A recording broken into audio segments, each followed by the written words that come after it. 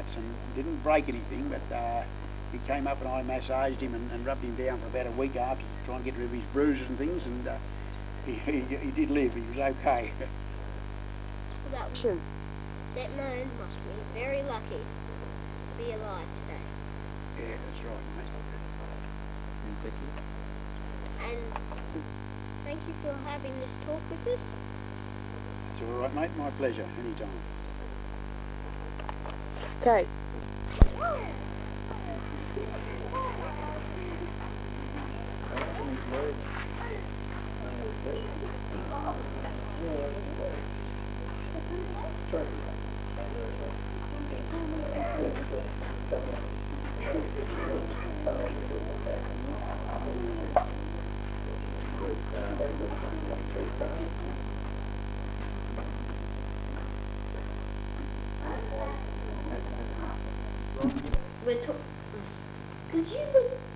Stop. Hello, we're talking to Ted Pigram about his early mining days at Yowah.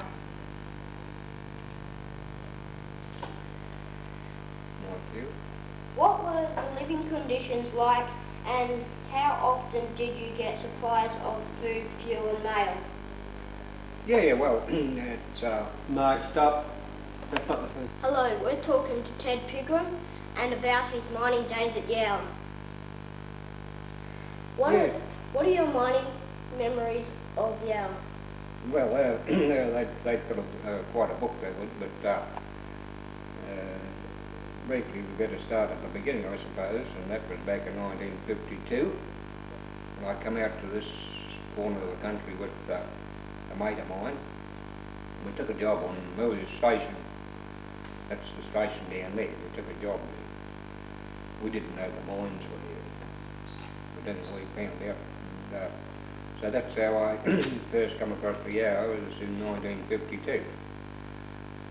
And then I went away for about 11 years. And then I decided to have a go at opal mining. I thought, well, I'd come back to this, where I knew there's some old mines in South West Queensland, which was Yowah. And which I did, and that was in 1963 when we came here with me mate. And at that time, well, of course, there was nothing here, and it was just bush. The old mines, real old mines, were still there. But there is none of this jazz, this town or anything like that. And for a while there was only 2 tents on the field. That was mine, and then there was one other mine that came along about the same time, Jack Jennison. And we were camped up past the Boarhead. That's where we were camped in 1963. And we were the sole population of Yowah. There was nobody else. There was no such thing as telephones or mail services or anything like that. And we wandered around all over the whole field. You know, moving old dumps and scratching here and scratching there and not finding much opal except in the dumps. So that was when it all began. And, I spent about 3 years here before I actually dug any opal out of the ground out of, mine. What I found was what I knew out of the old dumps and old camps and things like that. But yeah, Yowah was a very quiet place in those days, so anyway, we back though, and in time, of course, so I took the claim down. I took up my claim down in Brandy Gully and I sank a shaft there, and I had sunk many shafts around the field before that, just off the gold, but never found anything. And until about 1966, that's right, about 3 years later, I was down and I took up the claim in Brandy Gully that's down with Bob Nicholas now. And, that's where I first struck some really good opal. So that was the early days of the And did you find much opal? Well, yes, I did find quite a lot of opal down in that claim down in Brandy Gully over there in 66, 67, 72. I found half a dozen real nice patches of opal down there. In those days, it wasn't worth, it was only worth the dirt, the prices were, so I never made any fortune out of it. But he did find some Who very did you fancy sell it opal. to? Huh? Who did you sell it to? Oh, I used to sell it to, well, Ted Pigram. He was coming up and buying at that time. He was one of the buyers. And there were a few odd tourists used to come up in, there was a few blokes that come up in the winter time and they'd buy, buy in the rough office, stuff like that. $1 a stone or a couple of dollars for a stone that'll be worth at least 1,000 these days. And eventually, when it became more popular, there was other buyers started coming. Lenny Cram sort of spread the word. He took it, they started to go off over into Japan. He got the market going over in Japan for us. And so on. Then more miners started coming along to the field and setting up their camps, and so the little town grew. And yeah,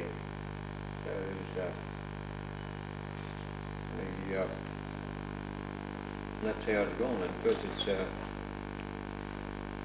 Where you were mining with? right. Who was I mining with? What depth were you mining at? Well, that depends on where I was working, but like the depth happened to be the opal level. It was out probably on the surface. Well, that was the depth that I was working at, but like in other places where the levels go deep, like in Brandy Gully, and that particular claim, well, of course, it was, I had two opal levels down there. One we call the nut level, the upper level, and that the shallowest part of that where I struck was about 19 feet, and with the tip used to go up and down sort of thing, and the deepest part of it would have been about 30 feet to that nut level. And hang on, the bottom level, so that was the nut level from about 19 to 35 feet. That was the range, the depth there, and then the bottom level it ranged from about 38 to 42 feet there. So it used to go up and down. So that was the depth side of it. Were you mining using explosives or a pick and shovel? Yeah, well, we used all three actually. I did use explosives, gelignite, and I used to drive under the band, not like the very early miners. They used to drive over the band, and pick the nuts up off the core. But I used to drive under the band, so the band was up there, all that dirt underneath in the place below the band. We used to call that the toe dirt. And I used to use explosives to blow that toe dirt out, which was speeded things up, but I only had the picks to do the driving with, and of course the shovel to shovel the dirt out and that sort of thing. But so I used to use three charges. I used to put one in the centre, and two up like that, and then the band up there, well away from the shop. But and blow that out. And that's used to sort of make a little cut in there, and it made it easier for me to chop it out with the pick, and then of course I was to bring the band down as I went. I did ruin some good opal there because in one or two places the band dipped down, you see, and I didn't put the gelignite deep enough, and it smashed this opal that was up in the band as the band come down. So that was that. But anyway, yeah, we used to use explosives, and of course we used to get a lot of fumes down there, and gave me awful headaches, you know, from the jelly night, and of course you used to have to scurry to get out of the shaft and out of the mine before they went off.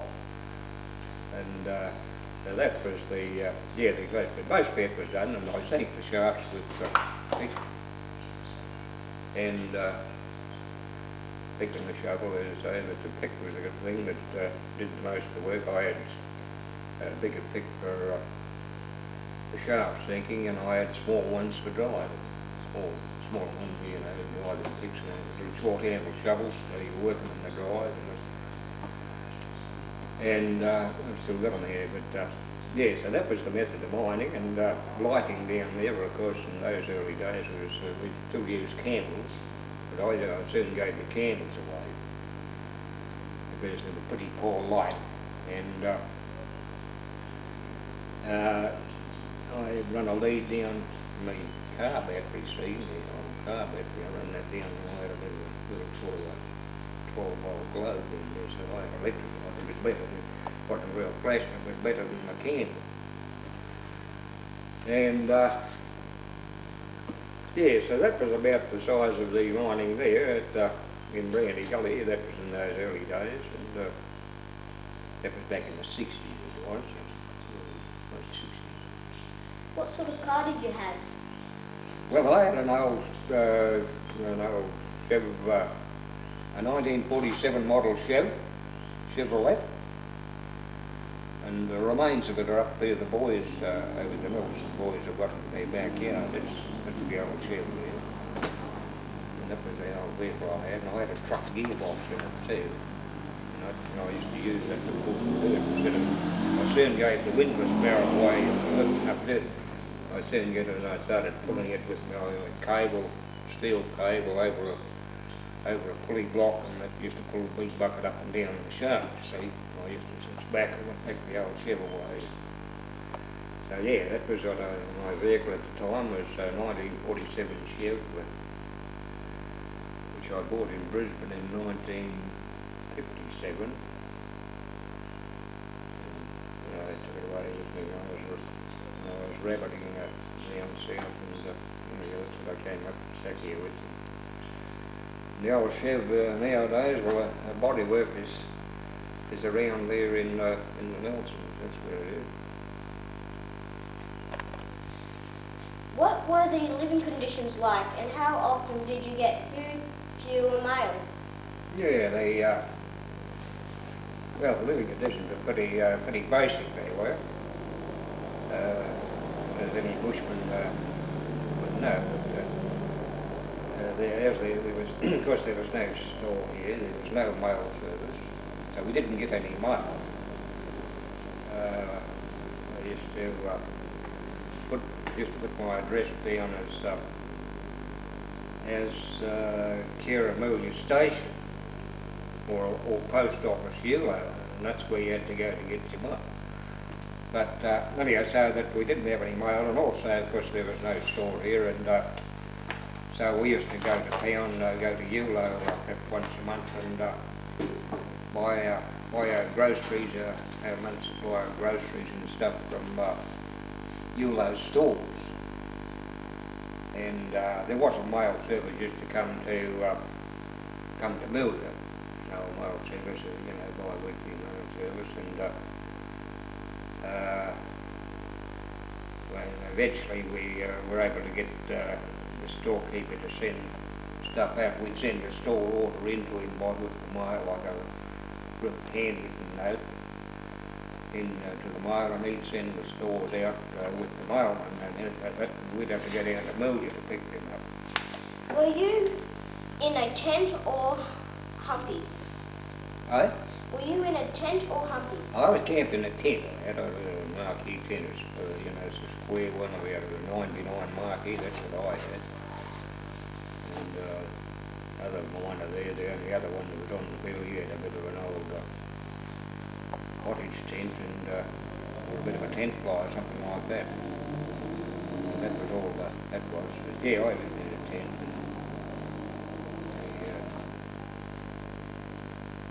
Where did your water come from? From the bore drain, of course. from the bore drain or the bore head, yeah, from the bore drain. And so that was well, and the good thing about the Yowah, that would have been another big headache if there hadn't been that bore there. When I went over to Brandy Gully in '66, there was no fence, no gate in the fence there. And I had to go right around about 20 miles unit to get around to the Brandy Gully side. And I used to get, which cut me off from the bore drain, of course.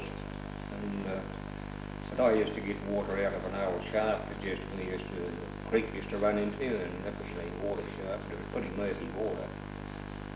And later on I got one of my mates over this side to cart a 44 drum of water over and transfer it across the fence on the back of my old jet there, and that's how I got the water. It wasn't until 1969 when I put that gate in there, when we, in consultation with the station owners, to see it's a boundary fence that, and we all had a big row with the station. Oh yes, there was a big shindig over that, but anyway, we finished up, we got the gate, and of course that was right, I could come across there and get the water then. Who brought the supplies from Yowah?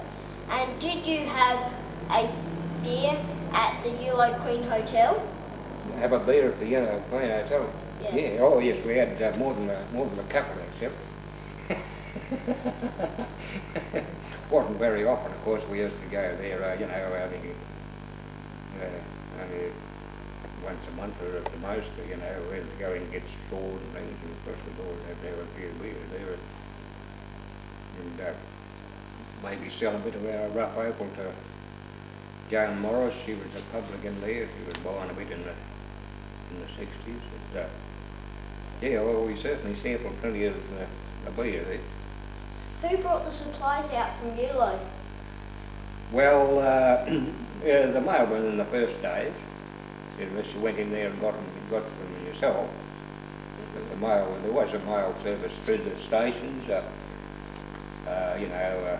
Used to come the same mail service we've got today, but different trucks and different owners, mailmen. And that one used to come in twice a week. It used to come into Mooga there. That's if you could get in, of course, because there was no bitumen between here and Yowah in those days. Nothing like that. What type of truck did the mailman drive? He drove an old Thames, they used to call it a Ford Thames. It was an English-made V8 Ford. An old Ford Thames, sure. What about pets? Did you have pets at your camp? Yeah, I had a dead cat once, and I had some, down in my other camp I had some pet magpies there for about 20 years. Families of them, a pair of them, and then they used to come to my camp, and then they'd have young ones, and then they'd bring them into my camp, and I used to feed them on biscuits, and they'd have a bit of bacon, fat and stuff like that. And they were funny birds, they were, so, yeah. But before that I had a cat,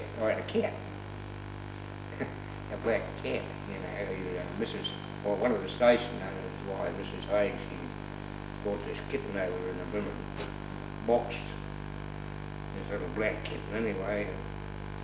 So anyway, I had him, I raised him there. He was a funny cat, that bloke, but I used to take him down in the mine there, instead of down in Brandy Gully. On hot days, I used to put him in a sugar bag, throw him over my shoulder, and I'd go down the mine, see. And then when I got down in the drives, I'd tip him out. And when he first went down these mines, these drives, his hair all frizzed up, his tail stuck up in the air like that. But anyway, he found it wasn't killed then, they always left it there. And, so he'd, he wanted to go down with me, but anyway, I'd leave him up top there, see. Even at night, I used to go down and sleep there in the hot nights down in the cool drives. But he used to sleep up alongside the timber there. And he coming over, he could see I could join the light up, and he could see these pair of eyes looking Yeah, he was a funny cat, but yeah, I used to take him around. I used to do a bit of work on the stations around here from time to time because I couldn't leave him there, and I had to take him around with me. Anyway, the dogs over the Ojai chased him away one day. I haven't seen him. But, Were there any dogs at the camps? oh, yes, like I said, dogs. Yeah, just like they have today. I never had a dog here. The last dog I had was when I was rebel. Other miners around the place had their dogs, you know, and some didn't. Okay. We were talking about pets before. What did you call your cat and why? Oh, right, yeah, that cat I found in Grand Gully there, yeah, I called him, he was black, had 4 legs, so I called him Camper. Yeah, that's what I called him, that's why I called him, yeah. Camper was his name. And if you had found a fortune, Ted, do you think you would still be living in Yowah? That's a $64 question, isn't it? No, well, I wouldn't like to speculate on that. I wouldn't know whether I'd be